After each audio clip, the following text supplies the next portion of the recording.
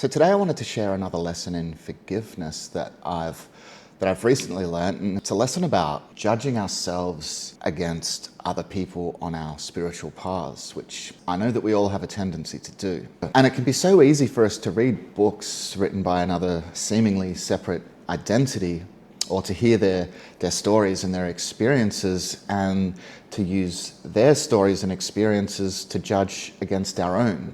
Or for our egos to say that we're not good enough, we're not as far along the path, or whatever the case may be. And you can look at people who have written about or spoke about their experiences of, say, being visited by ascended masters, or visions of angels, or anything like that at all, really. And your ego has a tendency to say to you, well, why haven't you experienced that? Aren't you good enough? You're not worthy. But the truth is that we all have had experiences of our own. And yeah, they might look really different to another person's experience, but if you were to describe your experience to another person, then their egos would probably do exactly the same thing, using your experience for them to judge against themselves. Because your experience is different than their experience. But yeah, at the end of the day, we're all exactly the same, and we're all on the same path home together.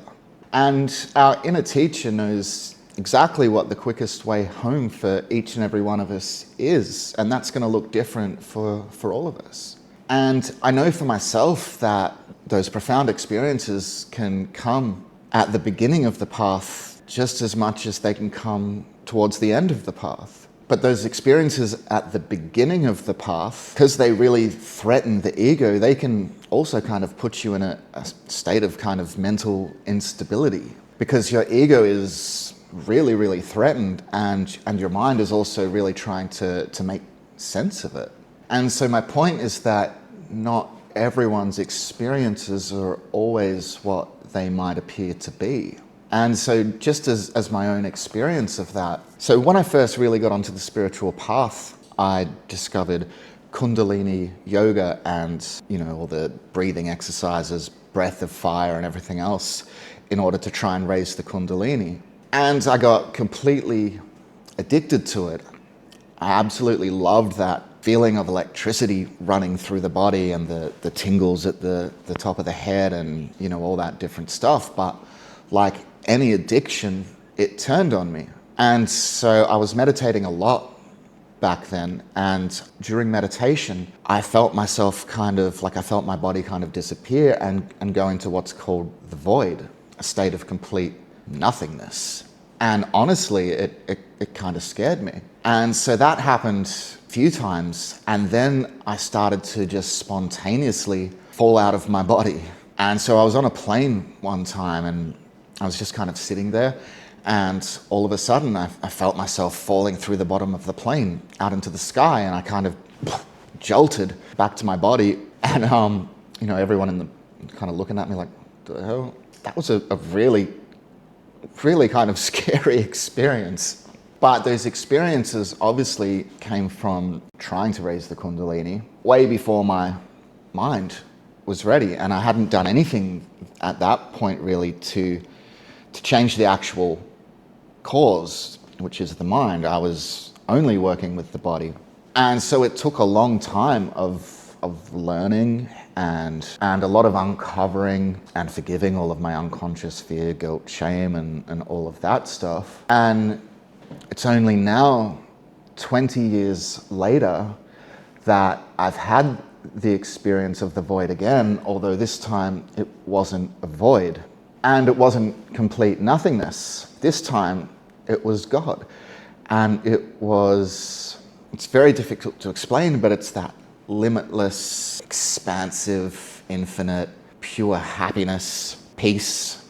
It was not nothing, it was everything. It was who we are, who we all are.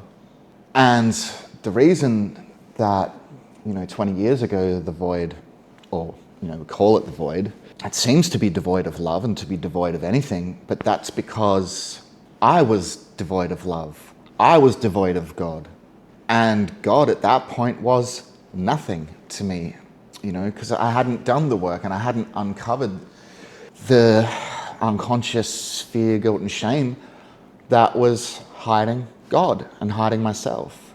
And those initial experiences can really mess with your mind. And I know that we all experience the spiritual ego at some point on our journey. I mean, it's a natural part of the path. Of course we do. And it's the spiritual ego that can really be one of the hardest things to see and the most deceptive.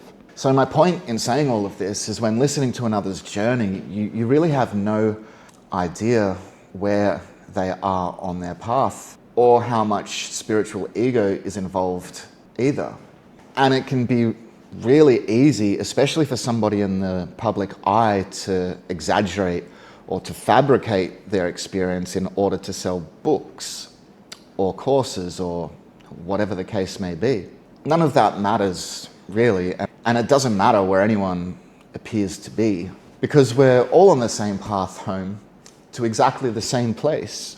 But the message is to just take everybody's experience with a grain of salt and to trust your own experience and forgive that judgment in yourself against yourself. And that judgment in yourself is that you are unworthy of God's love. And it's your ego saying, you turned your back on God. You buried God so deep inside of you and created this hell realm in order to hide from him. And you will never be worthy of God's love ever again. So accept that ego is inside of you, screaming that at you constantly. And because it's in all of us. But just accept that it is and allow those feelings of unworthiness to surface. And then forgive them. Knowing that the separation never actually occurred, you are innocent and you always have been. And that unworthiness was just another one of your ego's games to keep you convinced in separation.